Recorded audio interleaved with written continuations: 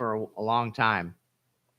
When he was a little bit older, he was to be married, and he went for the hand of Yashodhara, and there was a huge event where there was archery, and he had to win her hand, and the last suitor had put it right in the bullseye, and when he came up, he just like Robin Hood, he split the arrow in two, and he won her hand, and not too long after they had a child, um, who they named Rahula. And it's interesting. Rahula roughly translates to a fetter has been born, someone who is going to stop Siddhartha from attaining what he was set out to do. Um, and there's a very key moment where Siddhartha is feeling very uneasy. Things just don't. He's not getting as much satisfaction of life, even though everything is going his way. And so he asked his father, because this whole time he's been like in the city or in his castle, and he hasn't been out to see the city folk. And he's like, one day I'm going to need to lead these people, so I need to meet the people face to face. And his father reluctantly agreed. And before so, he made sure he swept the streets to make sure there was no sick people, no old people, no dying people. But of course, I mean, in a huge city, you can't get away with that. So, as he was walking through the city with his charioteer Chana, Siddhartha saw the first sign, we call the four marks, which was a sick person. And he was like, "What is wrong with that person? His eyes are sunken. He looks frail." And his first instinct was to go and help the man. And Chana held him back and said, "No, he's sick. You could catch his disease." And Siddhartha's like, "What? I've never heard of sickness. What? I've never been sick myself. He was taken well care of." And Chana explained, "Yeah, we all get sick one day." And Siddhartha said, "Will my father get sick?" He said, "Yes, your father will get sick too one day." And it disturbed him, but he kept going. And then the next sight he saw was of an old woman. She was wrinkled, white hair, very, very elderly. And the Siddhartha had asked Chana, "What is that? Well, I've never seen someone with such white hair." So that's old age, Siddhartha. That is what happens to us, all of us. And Siddhartha asked, "Will that happen to Yashodhara, my wife?" He said, "Yes, even Yashodhara, your wife, will grow old one day." And again, he was very disturbed. Um, and he kept going. And the third sight he saw was a funeral pyre. And they're holding the body on a flat surface, and everyone was crying. There was mourners all around, and he didn't understand why they were so sad. He's like, "That person looks like they're asleep, but they're not even moving." And Chana said, "Yeah, that's death, Prince. That'll happen eventually to all of us." He said, "Even to my newborn son?" He said, "Yes." And this just wrecked Siddhartha. His mind had gone all over the place. It exploded, and he just felt like there's nothing he could do. And then the fourth sight he saw was of a holy man, an ascetic, uh, and he was wearing tattered clothes and with a begging bowl. And Siddhartha asked, "Who is he? He looks so peaceful and serene." And uh, Chana had said, "That is a holy man, an ascetic. He had left his worldly life to find the truth, to find some kind of way." And so that gave Siddhartha a little bit of hope. So when he came back to the palace, he again was very, very disturbed about everything he'd seen. And he made a resolve. He wanted to find a way out of this suffering, try to figure out how we can combat sickness, old age, and death. And so he decided to go with much deliberation, because he had a wife and a child. And a lot of time, the first time I heard this story, I was a little bit, it was a little jarring. Like, how could someone with so much compassion and love leave his wife and his child. And his intention was to help them. He was actually planning on coming back, and he did come back after he was enlightened 6 years later. He was around 29 at this time, but he made the resolve to go out and try to find a way out of suffering. And so, for about 6 years, 3 years he learned meditation, and he was very adept. After leaving, he cut off his hair, he gave all his possessions to Chana, and he went to 2 different meditation masters. And he learned as much as he could from these 2 meditation masters. And they even wanted him to lead their group. But he said, I found some peace, but as soon as I come up from the cushion, as soon as I get out of meditation, all the troubles of the world come back. So that he knew that wasn't the way. So then he decided to become have an ascetic lifestyle where he would only eat they say in the stories, 1 grain of rice a day. He wouldn't wear any clothes, let the elements. And he became so emaciated. He was about to die, actually. And he wanted to get some water from the river. And as he goes, he collapses. And luckily, there was this woman named Sujata who was making a rice pudding bowl offering to one of the gods that she worshipped for prosperity. But she saw this emaciated man on the side of the river, and she felt so much compassion, and he was almost glowing. And so she decided to feed him the rice instead. And with the first bite, he gained enough strength to figure out, hey, this is not the way either. If I die, I'm not going to figure out how to get out of this thing called samsara, the endless cycle of birth and death. So the Buddha he wasn't the Buddha just yet, but Siddhartha decided, I am going to find the way. And he resolved to find the way. And this was in Gaya, right around Gaya. And that was where he sat underneath the Bodhi tree. And he decided, I'm going to sit here and be planted and be firm, and I will not move until I find the way. That was his determination. And so he sat there for they say 7 days and 7 nights. And during this time, Mara, which is in a sense the Buddhists, I don't want to say devil or bad side, but it is the unwholesome. And it's actually not separate from the Buddha or awakening. It's a part of us. It's like we are this whole mesh of things. But Mara is the embodiment of unwholesomeness, evil. And so Mara comes and tries to dissuade Siddhartha from finding the way out of suffering. And as Mara at first he brings his 3 daughters and of lust and greed and tries to sway him off his seat. But the Buddha Siddhartha sees through that, and they become rotting and ugly, and so that didn't work. So then he sends his anger, his army of anger and ignorance, and shoots fire bows and everything. He throws everything he can at Siddhartha. But Siddhartha sits there calmly, and as the arrows are about to hit him, they turn into flowers and just fall at his lap. And again, these are very moving images. This may have not actually happened, but this is the story that has been passed down from generation to generation. And there's the part where he finally wakes up, and I think it's a very powerful passage in this book, the Dhammapada, actually, which we have preceptors read and highly recommend to anyone new to Buddhism. But it gives the life of the Buddha, and at the point of where he's about to realize awakening, this happens.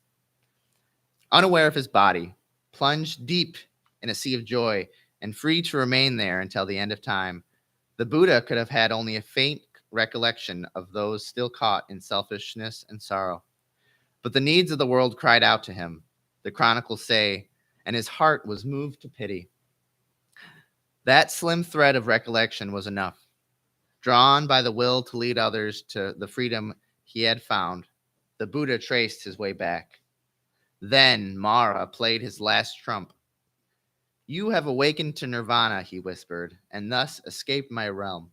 You have plumbed the depths of consciousness and know a joy not given even to the gods. But know well how difficult it has been. You sought nirvana with your eyes clear and found it almost impossible to achieve. Others' eyes are covered with dust from the beginning, and they seek only their own satisfaction. Even in the midst of sorrow, do you see anyone throw the toys of the world away? If you try to teach them what you had found, who do you think will listen? Who will strive as you have? How many will even try to wipe the dust clean from their eyes? For a long time, the Buddha sat silent, contemplating the impossibility of his mission. These questions shook him to the depths. In a world of sleepwalkers, how many would listen to someone returning from the world they would probably never see? Coming to say that love always begets love and violence only brings more violence. In a world guided by passions, how many would be willing to make the sacrifice required to base their lives on these truths? Slowly, his confidence returned. Perhaps, he replied, there will be a few who will listen. Dust does cover the eyes of all, but for some it is only a thin film. Everyone desires an end to suffering and sorrow. To those who will listen, I will teach the Dharma. And for those who will follow it, the Dharma itself will set them free. The Buddha remained at that spot for weeks, immersing himself in nirvana over and over. Each time he probed deep into the heart of life and nature and happiness and the origins of sorrow. And so the Buddha, Siddhartha, woke up. That is what Buddha means, awakened one. The Buddha is not actually, when the first some of his first students came back, they saw him, and again, this was on the full moon when he finally reached that enlightenment. So he was born on the full moon, he was awakened on the full moon. A lot of things happen on the full moon, and that's why we celebrate his birthday on the first full moon of May, or as close to it as we can. That was actually Friday. You'll see it called Vasak Day. Some traditions celebrate it a little bit differently. In some traditions, you have a baby Buddha and you wash them with water, and so there's some interesting traditions. But here, I feel like sharing the story of the Buddha is so important because that's why we're all here, because of him attaining enlightenment that 2,600 years ago. And so when his old friends who were practicing the ascetic ways, as soon as they saw him eat that food, they had left. They didn't want anything to do with him because he ate food. But they soon saw the folly in their ways. And when they saw him, they could just see this glow, this unmistakable radiance. And at first they asked him, who are you? Are you a god? And he says, no. Are you an angel? He says, no. He said, what are you? And he says, I am awake. I've awakened from ignorance. I've awakened from greed. I've awakened from anger. And so at this time, he gives his first Dharma talk, and he is at the deer park. And his first 5 disciples are given the teachings of the Eightfold Noble Path and the Four Noble Truths. And the Four Noble Truths are foundational in our practice. And they might be basic, but he had always given these Four Noble Truths throughout his lifetime. Even on his deathbed, that was one of the final things he taught. Life is suffering. And suffering, dukkha is the translation that we get. And dukkha roughly translates from Sanskrit to a cart with a wheel that is not straight, kind of like one of those shopping carts that has the wheel that is always spinning. So dukkha is more of dis-ease. There is suffering, of course, but there's also annoyance, stress, anxiety, depression, grief, all these things that we experience as human beings. And it's not so much a pessimistic view as it is more of a realistic view of the world. Everything is suffering. Everything is dis-ease. And so that's the first truth. The second truth is the truth of a cause of the suffering. Something happens. Someone passes away. You lose a loved one. You lose a job.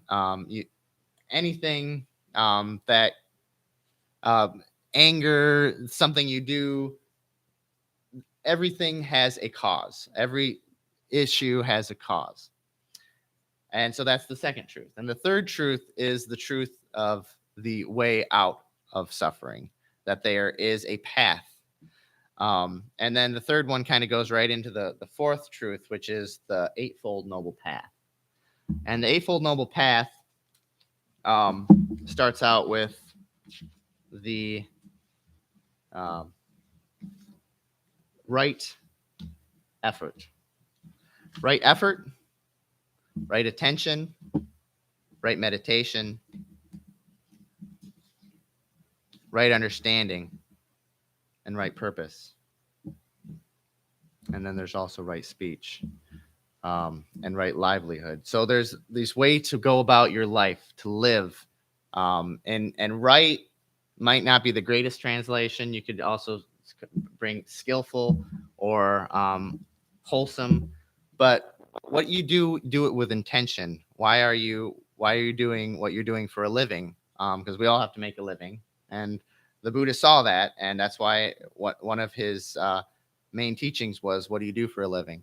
And one of the first truths is that the path is right view or right understanding. How do you see the world? How do you view it? How do you understand it? And so as he's giving these teachings throughout his life, he amasses a huge following. And at one point, he actually goes back to his castle. It was more of a democratic society with elected official, but in the stories they say kingdom and everything like that. But he goes back and he sees his son, and his son gives him a big hug, and he asks for his inheritance. Yashodhara says, "Go ask your father for your inheritance." And the Buddha makes him a monk, the youngest monk. I think he was only 7 years old, and he begins the path. And then Yashodhara later, and so does his aunt. They make a huge pilgrimage, wanting to be nuns. And at first, the Buddha did not that he didn't think they could do it, because he believed they could, but in their society, especially in their society, it was very patriarchal. And so he didn't know if they would be able to accept that. I mean, he's accepted low caste, people in poverty. And then finally, Ananda, his foremost student, his attendant, he convinced the Buddha to allow women in the Sangha. So even his wife, Yashodhara, and his aunt eventually became nuns. And so he kept teaching for his 80 years of life. 40 years of that was him teaching. And on his deathbed, he actually laid underneath a sal tree. He was born under a sal tree, and he died under a sal tree. And it was the full moon. And so he's sitting there, and he is expounding the teachings of the Four Noble Truths and the Eightfold Noble Path. And that is the Buddha's life in a nutshell, if you will. We also have faith. And these are a few snippets from one of our last Buddha's birthday celebration I just wanted to share with you. Birth always fills us with joy. We celebrate the possibilities of everything that may become, all the choices that could be made, all the actions that could be taken. We celebrate the pure potentiality of the great life. Birth as an event becomes a repository of our greatest aspirations. And we love births because we get to touch those aspirations again in the open eyes of newborns. Leaving the comfort of the womb, Siddhartha, the Buddha to be, like all of us, moved into uncertainty and what this life could become. The fear of wonder and uncertainty invokes, uh, gives us a choice to move into wonder realization, which opens into discomfort, or to move into fear grasping, which closes the circle of comfort tighter around us. We are limited by what we hold on to. As we move into discomfort over and over again, the unfamiliar becomes familiar. The circle of comfort grows wider, and we discover that what was unfamiliar was nearer to us than our own thoughts. And so we enter the world and each moment with a following reflection. What are those aspirations we nurture that give shape to this great life?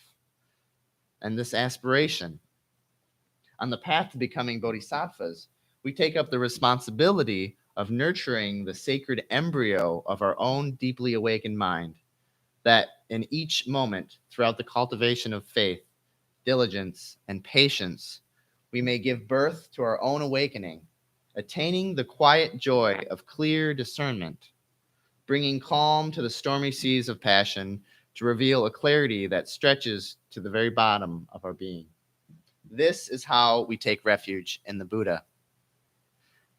We take upon the responsibility of shaping the individual life, trusting in the teachings. We cultivate the mind, the body, the speech, learning to abide in the bright awareness of the great life, which has the ability to hold and illuminate everything like a bright mirror. We rest in the knowledge that we were born into freedom, and we were born for freedom. And this is how we take refuge in Dharma. We take up the responsibility of creating a awakened world by cultivating the empty field of wonder realization, the vast potential of a newborn mind. In the world, in everyday ordinary life, we cultivate clarity and stability by practicing precepts, concentration, and wisdom together with our Dharma brothers, sisters, and siblings, while washing dishes, cleaning the temple, bowing to each other, making lanterns, chanting together, and taking meals together, like we will be doing later after this service.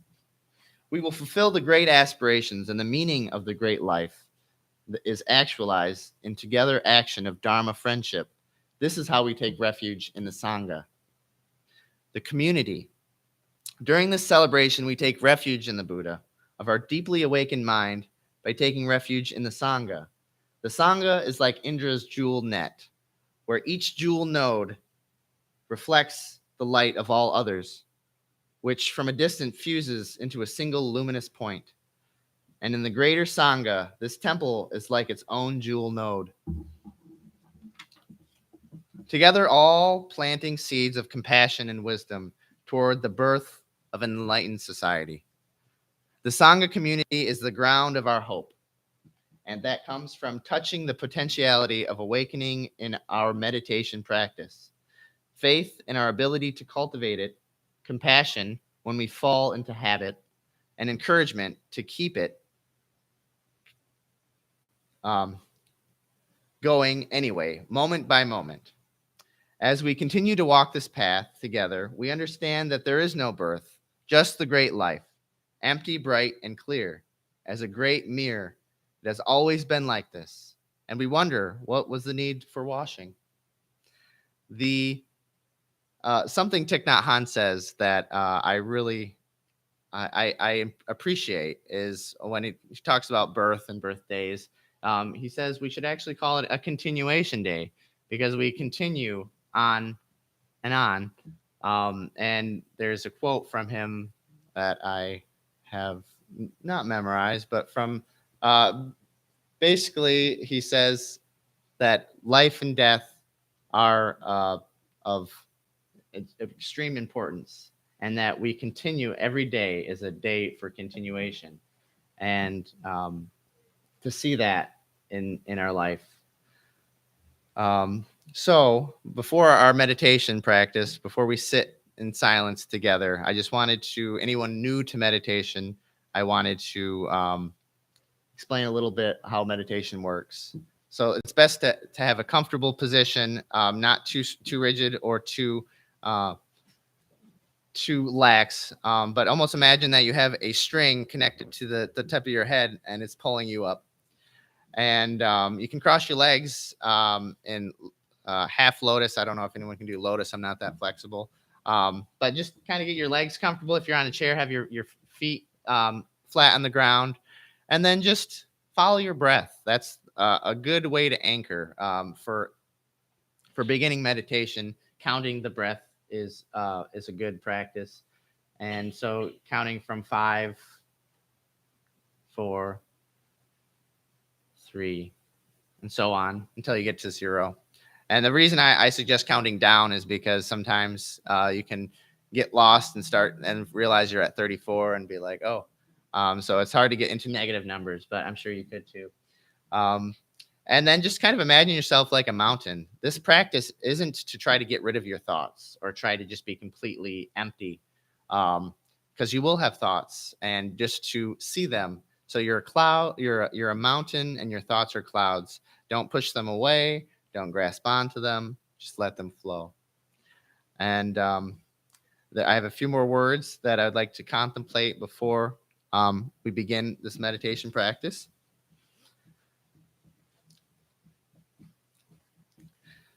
This is how we go for refuge. This is how we bring shape to the great life. This is how we protect the sacred embryo.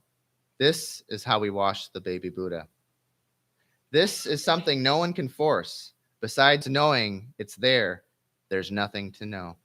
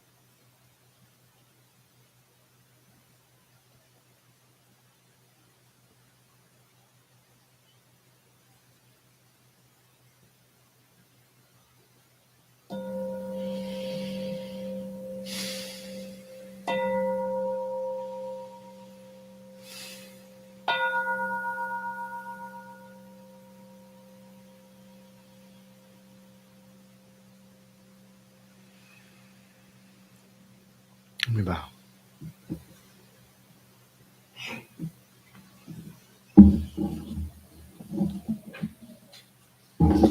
All right. I think this is the point where we have our joys and our concerns.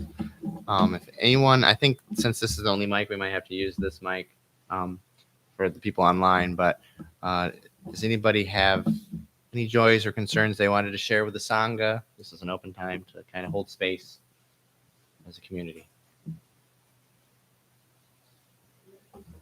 Yes.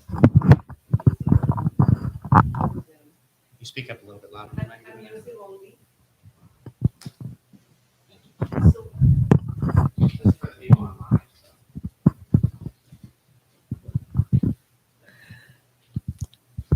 Good morning, everyone. Is this on? Yeah, but it's for the Okay. people online. Okay. So thank you, first of all, Kaji, for the wonderful gathering here today. We were all able to come here thanks to the temple.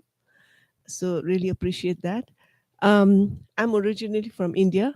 So as you were narrating the Buddha story, I just want to throw some things there.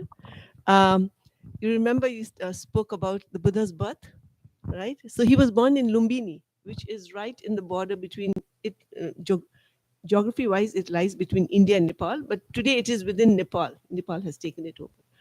And I have been to Lumbini many years back, more than 10 years back, with my family. And in Lumbini, Lumbini is now being developed very much, was being developed by Japan. A lot of development was going on in Lumbini. And there's a place called Tilyarkot. That's the place of the Buddha's birth area. And in Lumbini stands today the tree, which is believed to be the tree where the Buddha's mother put her hand on the tree. She was tired in that garden, Lumbini garden. She put her hand up there and the Buddha was born from her side. So that particular tree, now we don't know if that is the real tree, because that was 2,500 years back, right? But that tree still stands. And interestingly, it is under the Archaeological Society of India and Nepal. And it's a heritage site. So there was a lot of excavation going on. So there was excavation going on and we were not allowed to take photos and stuff like that. We couldn't even touch the tree, but I did go close to the tree and I touched it. Yeah. So that's all I wanted to say. And the other thing is, you remember you mentioned Sujata or Sugata. She's the one who offered the Buddha sweetened rice. So in celebrations, this period is known as Vesak in Buddhist countries around the world, and Vesak is the day when they celebrate the Buddha's birthday. So what they do is also on that day they have sweetened rice. So just to commemorate that, today I've brought sweetened rice. I hope everybody can take a portion of it. Thank you so much. Thank you. Thank you.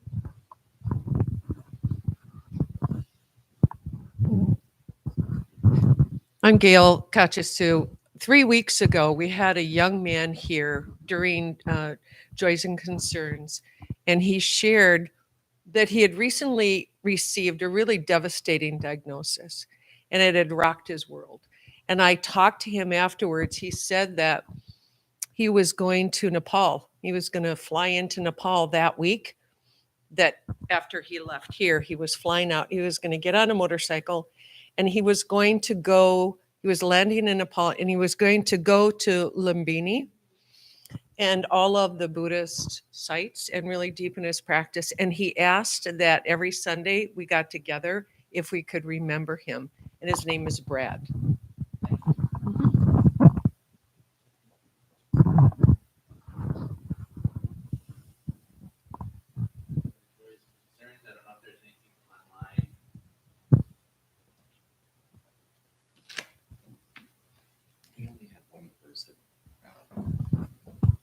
One sec. Dan said that he is joyful for the tech sharing with those unable to attend in person. I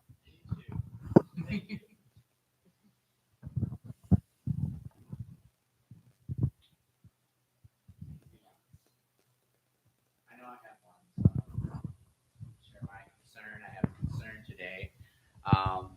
My current job, I was supposed to start last on the 24th, I think I mentioned that I was waiting on my background check, and it still hasn't came through. So I've been 2 weeks without a job, and I might be 2 more weeks without a job. So just hold me in your thoughts or if anyone knows of any odd and end jobs I could do. But I should be starting on the 22nd now, as long as my background check comes back. And I don't have anything on my background, so I'm not worried about it. It's really strange how this is unfolding. So that's just my concern. And then we will hold space for the joys and concerns just for a moment.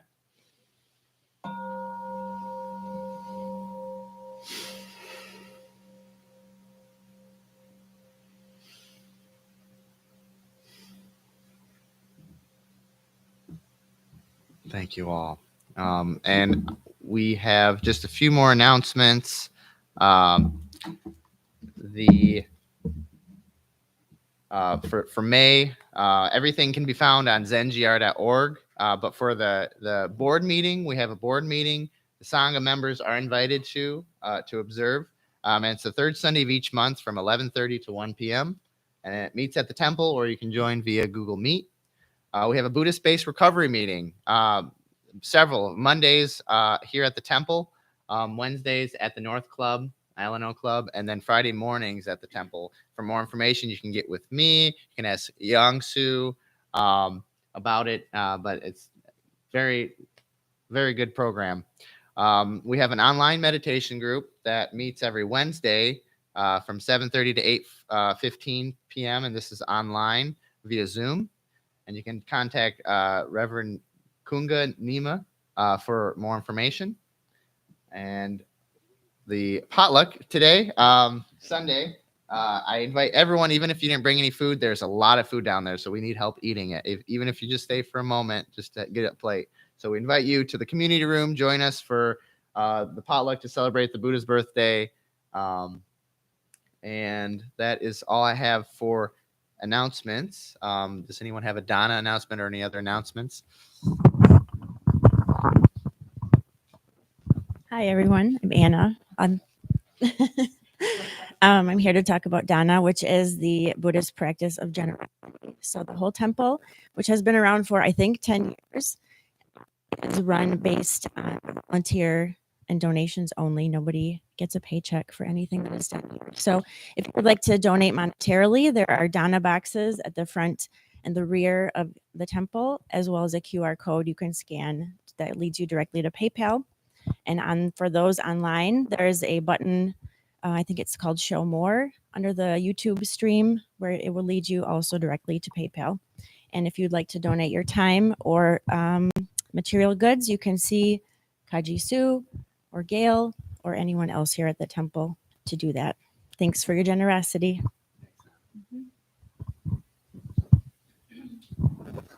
Card. Yang-Su has a card for Oxbow to sign. We had a silent retreat last weekend, which was very nice, very rejuvenating. But we have a thank you card downstairs for anyone who attended or anyone who knows about Oxbow, to thank them for offering their space. It's a beautiful space down by Saugatuck, right off of Lagoon, which is off of Lake Michigan. So, and I think we plan to have retreats there in the future, to be announced. And someone's timer's going off. And I think that is it. So if we, before we stand up and do our closing gathas, I just wanted to share the meal gatha from Thich Nhat Hanh before our meal. So this food is the gift of the whole universe, the earth, the sky, and much hard work. May we eat in mindfulness so as to be able to receive it. May we transform our unskillful states of mind and learn to eat with moderation. May we transform our unskillful states of mind and allow understanding and love. Thank you. Please stand. We have our closing gathas found on page 9.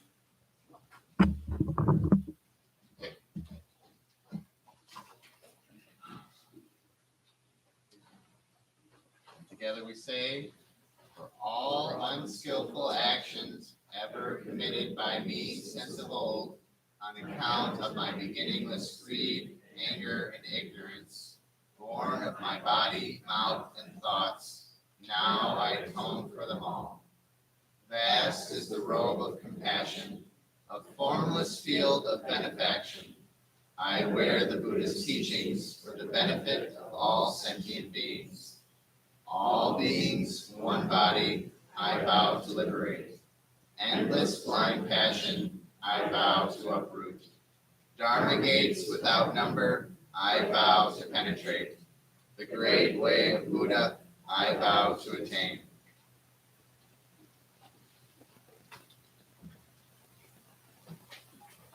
Thank you. And if we'll have this side and this side, we'll bow to each other. Thank you, everyone. I encourage you to get a plate. Please make sure your cushion area is fluffed and put in a nice position, and then just gather the books. Someone will be probably able to take them off your hand. Appreciate it, and thanks for being here.